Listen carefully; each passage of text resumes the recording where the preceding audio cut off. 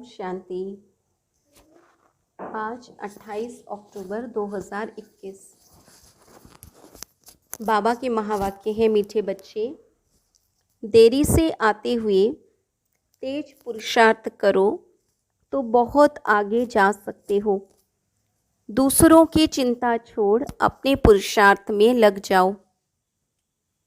प्रश्न: कौन सा कर्तव्य एक बाप का है जो कोई मनुष्य का नहीं हो सकता?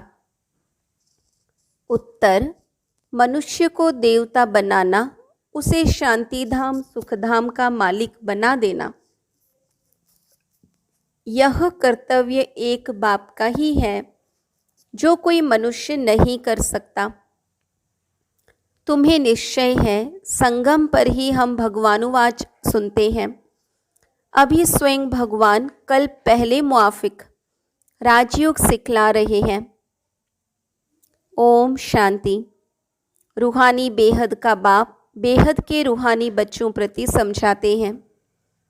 यह एक एक अक्षर व ज्ञान रत्न लाखों रुपयों का है।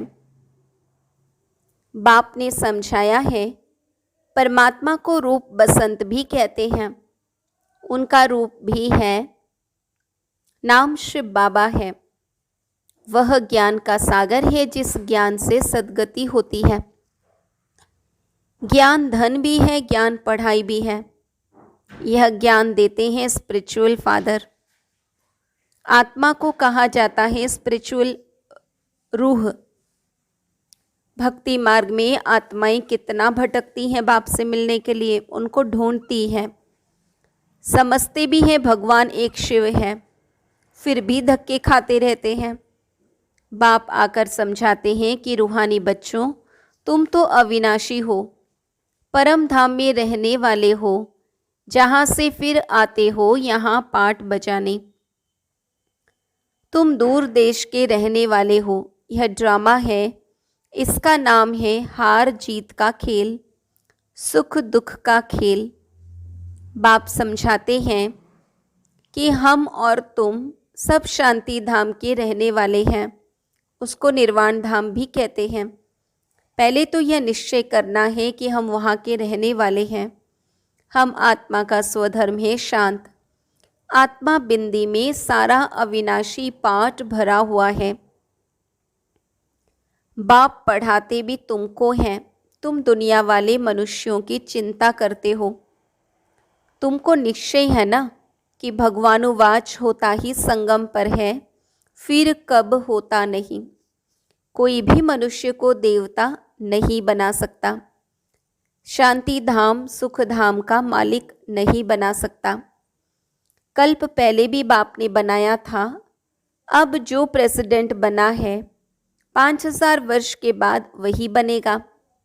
सारी दुनिया की जो सीनरियाँ हैं 5000 वर्ष के बाद रिपीट होंगी। बुढ़िया इतना सब धारण नहीं कर सकती है, तो उनको कहा जाता है सिर्फ 3 बातें याद करो। हम आत्मा शांति धाम की रहने वाली हैं, फिर सुख धाम में आते हैं।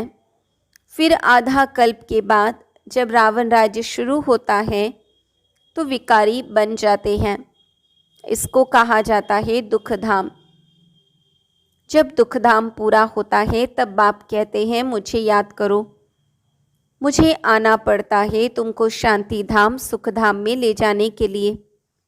अब जो आकर बाप के बने हैं वही वर्षा पाएंगे। यह सूर्यवंशी चंद्रवंशी राजधानी स्थापन हो रही है। करोड़ों मनुष्य आकर कुछ न कुछ बाप से सुनेंगे, समझेंगे। वृद्धि होती जाएगी। सब तरफ तुमको जाकर समझाना होगा। अखबार द्वारा भी बहुत सुनेंगे। पाकिस्तान में भी अखबार द्वारा पढ़ेंगे। वहाँ बैठे भी यह ज्ञान सुनेंगे। गीता का प्रचार सारी दुनिया में बहुत है। बाप कहते हैं, मामेकम याद करो और वर्षे को याद करो। बाबा को याद करना और स्वर्ग दुनिया को सुखधाम को याद करना। यह लिखत अखबार में पढ़ेंगे, इसलिए भी बहुत ब्राह्मण बनेंगे। जिन्हों को वर्षा लेना होगा तो वह जरूर आकर लेंगे। अभी टाइम थोड़ा पड़ा है, वृद्धि होती रहेगी। देरी से आएंगे तो फिर तीखा पुरुषार्थ करना पड़ेगा। कल्प पहले जितने स्वर्गवासी बने थे उतने अब भी बनेंगे जरूर, इसमें ज़रा भी फर्क नहीं पड़ सकता है। शांति धाम वाले शांति धाम में जाएंगे, फिर अपने अपने समय पर पाठ बजाने आएंगे। अब बाप कहते हैं, बच्चे मुझे याद करो तो तुम घर पहुंच जाएंगे। सन्यासी मुक्ति के लिए माथा मारते हैं, इसलिए सबको कहते हैं मुक्ति ही ठीक है। सुख तो काग बिस्टा के समान है। शास्त्रों में लिख दिया है कि सतयुग में भी दुख की बातें थी, समझते कुछ भी नहीं है ना। कृष्ण की दुनिया में भी कंस को दिखा दिया है, श्री राम की दुनिया में भी रावण को दिखाया है। कहते हैं परमात्मा को आना है और इसलिए युगे युगे हर युग में परमात्मा का अवतार बताया है। पतित पावन परमात्मा आओ, आकर हमको रास्ता बताओ। दूसरी तरफ कहते गंगा पतित पावनी है। गंगा स्नान, यज्ञ, तप, यात्रा करना, यह सब भगवान से मिलने के रास्ते हैं। जबकि बुलाते हो परमात्मा को, फिर धक्के क्यों खाते हो? यह सब भक्ति मार्ग की नोंद है। मनुष्यों को जो आता सो बोलते रहते हैं, कितनी मेहनत करते हैं परमात्मा से मिलने के लिए। अब भगवान से मिलने भगत जाएंगे या भगवान को यहाँ आना पड़ेगा? बाबा कहते पतित आत्मा तो जा न सके, बाप आते हैं ले जाने के लिए। सभी आत्माओं का पंडा एक ही है। तुम भी पवित्र बन उनके पीछे चले जाएंगे। साजन तुमको ज्ञान रत्नों से श्रृंगारते हैं, महारानी महाराजा बनाने। बाकी कृष्ण के लिए दिखाते हैं फलानी को भगाया, पटरानी बनाया। यह बातें लगती नहीं हैं। बाबा कहते श्री कृष्ण के चरित्र में ऐसी कोई बातें होंगी ही नहीं। तुम बच्चे जानते हो हम स्वर्ग की महारानी बनेंगे। तुम ही स्वर्गवासी थे, अब बाप फिर बनाने आया है। 84 जन्मों की बात है। 84 लाख जन्म कोई याद कर न सके। सत्युग को लाखों वर्ष दे दिए हैं, त्रेता को कम दिए हैं। यह तो हिसाब ही नहीं बनता। बाप कितना सहज कर बताते हैं कि सिर्फ 2 बातें याद करनी है, अल्फ और बे, बाप और वर्षा। तो तुम पवित्र भी बनेंगे, उड़ भी सकेंगे और ऊंच पद भी पाएंगे। तो यह ओना रखना चाहिए कि कैसे भी करके बाप को याद करना है। माया के तूफान भी आएंगे, परंतु हार नहीं खाना। भल कोई क्रोध भी करे, परंतु तुम नहीं बोलो। सन्यासी भी कहते हैं मुख में ताबीज डाल दो, तो वह बोल बोल कर चुप हो जाएगा। बाप भी कहते हैं कोई क्रोध से बोले तो तुम शांत होकर देखते रहो। कोई भी हालत में तुम्हें शिव बाबा को याद करना है।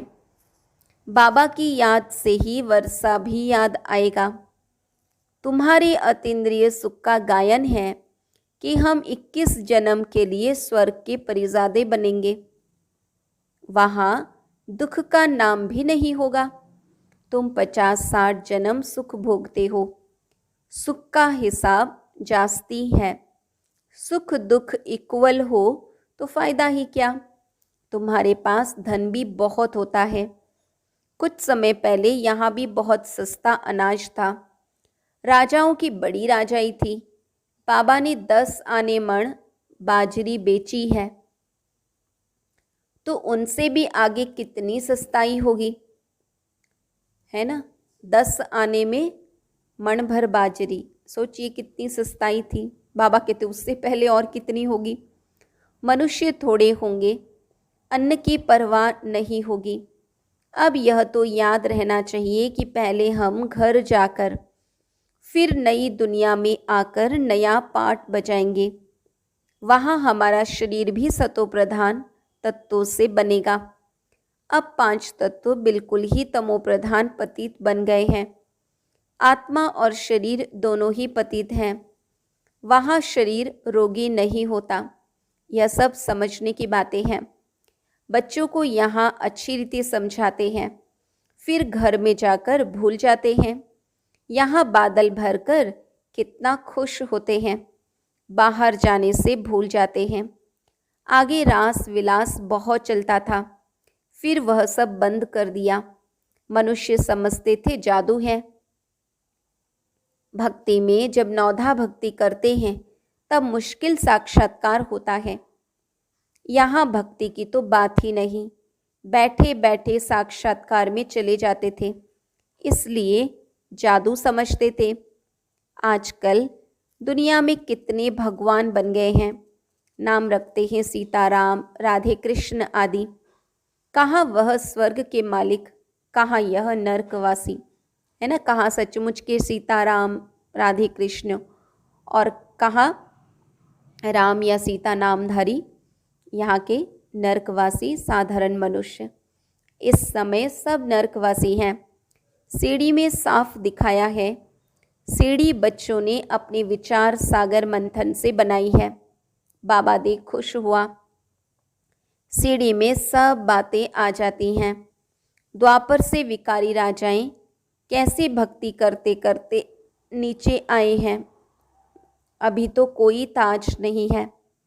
सतयुग में डबल ताजधारी थे, द्वापर में सिंगल ताजधारी बने। पवित्रता का ताज उड़ गया और अभी तो पवित्रता का भी ताज नहीं है और रतन जड़ित ताज भी नहीं है। बाबा इसलिए कहते अभी तो कोई ताज नहीं है। चित्र पर समझाना सहज होता है। 84 जन्मों में कैसे उतरती कला होती है, फिर चढ़ती कला कैसे होती है। गाते भी हैं चढ़ती कला तेरे भाने सर्व का भला। बाप आकर सबको सुख देते हैं।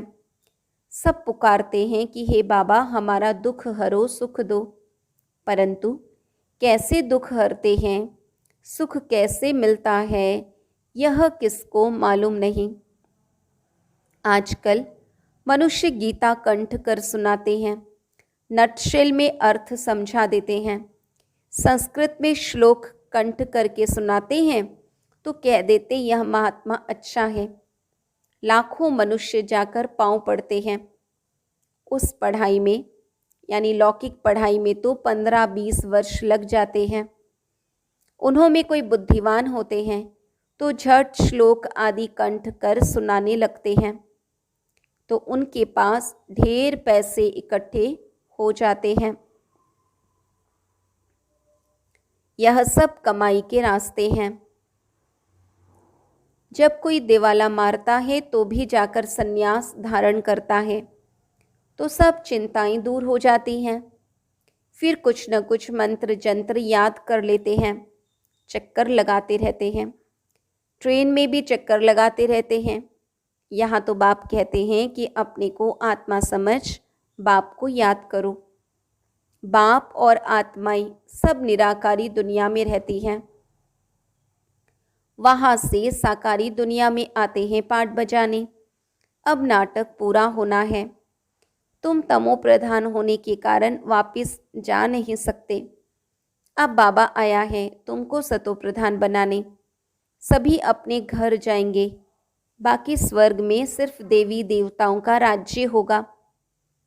शांति धाम, सुख धाम, दुख धाम कब कब था, यह भी किसकी बुद्धि में नहीं आएगा, क्योंकि घोर अंधियारे में है।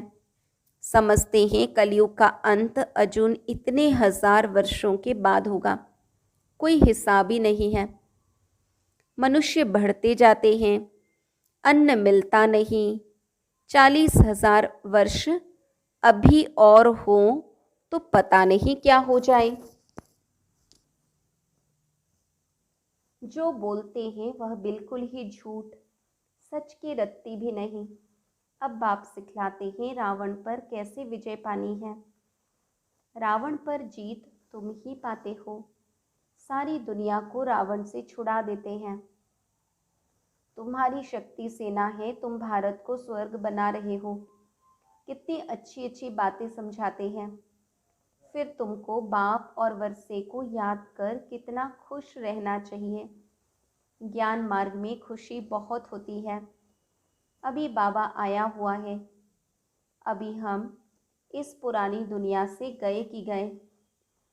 बाबा को याद करने से सतोप्रधान बनेंगे, नहीं तो सजाएं खानी पड़ेंगी। फिर करके रोटी टुकड़ा मिलेगा, इससे क्या फ़ायदा। जितना हो सके अपना पुरुषार्थ करना है, श्रीमत पर चलना है। कदम कदम पर बाबा से राय लेनी है। कोई कहते हैं बाबा धंधे में झूठ बोलना पड़ता है। बाबा कहते हैं धंधे में तो झूठ होता ही है। तुम बाबा को याद करते रहो। ऐसे नहीं विकार में जाकर फिर कहो कि मैं बाबा की याद में था। नहीं, विकार में गए तो मरे। यह तो बाप के साथ प्रतिज्ञा की है ना। पवित्रता के लिए ही राखी बांधी जाती है, क्रोध के लिए कब राखी नहीं बांधी जाती। राखी बंधन का मतलब ही है कि विकार में नहीं जाना है। मनुष्य कहते हैं पतित पावन आओ। तुम बच्चों के अंदर में खुशी बहुत होनी चाहिए। बाबा हमको पढ़ा रहे हैं, फिर बाबा साथ ले जाएंगे, वहाँ से स्वर्ग में चले जाएंगे। जितना हो सके सवेरे उठकर बाबा को याद करना है। याद करना गोया कमाई करना। इसमें आशीर्वाद क्या करेंगे। ऐसे थोड़ी कहना है आप आशीर्वाद करो तो हम याद करें। सब पर आशीर्वाद करें तो सब स्वर्ग में चले जाएं। अब बाबा किस पर करे किस पर ना करे ऐसा तो नहीं हो सकता। फिर तो बाबा सभी पर आशीर्वाद करे, फिर तो सब स्वर्ग में चले जाएं। पर बाबा कहते हैं ऐसे नहीं होता, यहाँ तो मेहनत करनी है। जितना हो सके बाबा को याद करना है। बाबा माना वर्षा। जितना याद करेंगे उतना राजाई मिलेगी। याद से बहुत फ़ायदा है, सस्ता सौदा है। ऐसा कोई सस्ता सौदा दे न सके। यह भी कोई विरला ही लेते हैं। बाबा कहते ये सौदा भी कोई विरला ही करते हैं। अच्छा, मीठे मीठे सिकीलधे बच्चों प्रति माता पिता बाप दादा का याद प्यार और गुड मॉर्निंग। रूहानी बाप की रूहानी बच्चों को नमस्ते। हम रूहानी बच्चों की रूहानी बाप दादा को याद प्यार गुड मॉर्निंग, नमस्ते नमस्ते नमस्ते। धारणा के लिए मुख्य सार। जब कोई क्रोध करता है तो बहुत बहुत शांत रहना है।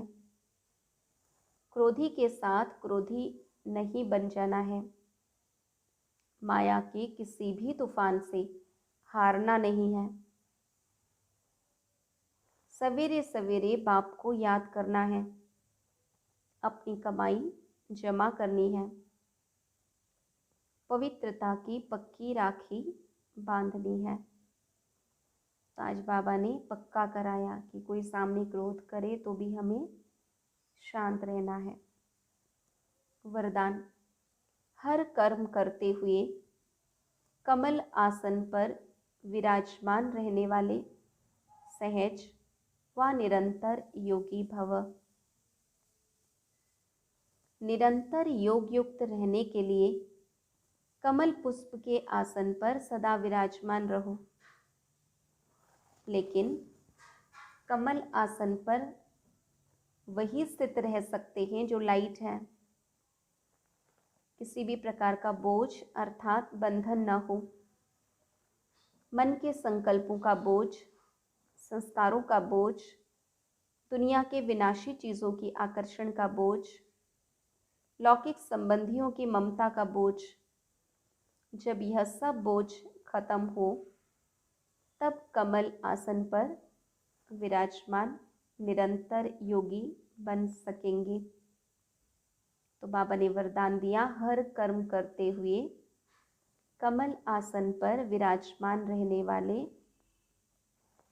सहज व निरंतर योगी भव। बाबा ने कहा हल्का रहना है, लाइट रहना है। तभी कमल आसनधारी बन सकेंगे। स्लोगन: सहनशीलता का गुण धारण कर लो तो असत्यता का सहारा नहीं लेना पड़ेगा। ना, सहन शक्ति की कमी के कारण ही हम कई बार झूठ का सहारा लेते हैं ना। गलती हो गई, सच बोलेंगे तो डांट पड़ेगी या मार खाना पड़ेगा, तो इसलिए अपने भूल को छिपाने के लिए असत्य या झूठ का सहारा लेते हैं। तो इसलिए बाबा कहते सहनशीलता का गुण धारण कर लो तो असत्यता का सहारा नहीं लेना पड़ेगा। अच्छा, ओम शांति।